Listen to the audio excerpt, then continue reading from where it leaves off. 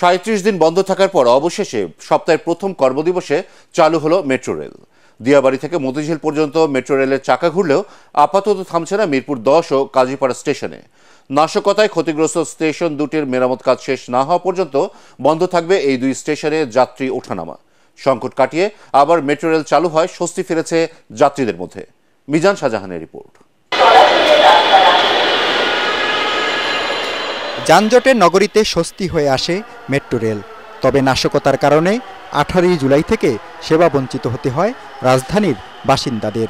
অন্তর্বর্তীকালীন সরকার দায়িত্ব নেয়ার 17 দিনের মাথায় চালু হলো মেট্রো রেল। সকাল 7:10 উত্তরা উত্তর স্টেশন থেকে মতিঝিলের উদ্দেশ্যে যাত্রা শুরু হয় জনপ্রিয় গণপরিবহনের।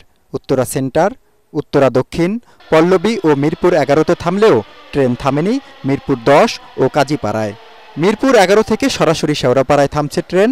আগের মতোই পরবর্তী গন্তব্য আগারগাঁও, বিজয় সরণি, ফার্মগেট, কারণ বাজার, শাহবাগ, ঢাকা বিশ্ববিদ্যালয় ও সচিবালয় স্টেশন হয়ে মতিঝিল।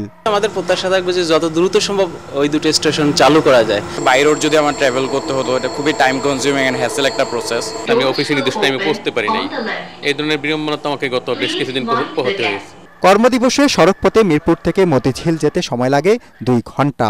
মেট্রো রেলের এসি বগিতে 80 টাকায় 25 মিনিটে সমান দূরত্বে যাতায়াত করতে পেরে খুশি যাত্রীরা। 7টায় বের হইতাম, তারপর আমি 10টা অফিস ধরতে পারতাম না, কিন্তু আজকে আমি 9টায় বের হয়েছি। আই হোপ আমি অফিসটা ধরতে পারবো। এটা একটা জাতীয় সেবা, সকলের স্বার্থে এখানে ভ্যাট না বসানোই বেটার। শুক্রবার বন্ধ। অন্য দিনগুলোতে সকাল 7:10 থেকে রাত 9:40 পর্যন্ত চলাচল করে মেট্রো রেল। সকালে যাত্রীদের চাপ কিছুটা কম থাকলেও দুপুরে তা বেড়ে যায়।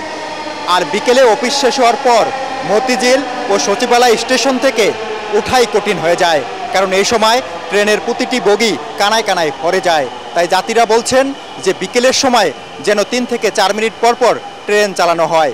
একই সঙ্গে তারা এও বলছেন যে লাইনে দাঁড়িয়ে থেকে টিকিট কাটার বিড়ম্বনা দূর করতে যেন কাউন্টার ও অটোমেশনের সংখ্যা বাড়ানো হয়। মিজান শাহজাহান, এটিএন বাংলা, ঢাকা।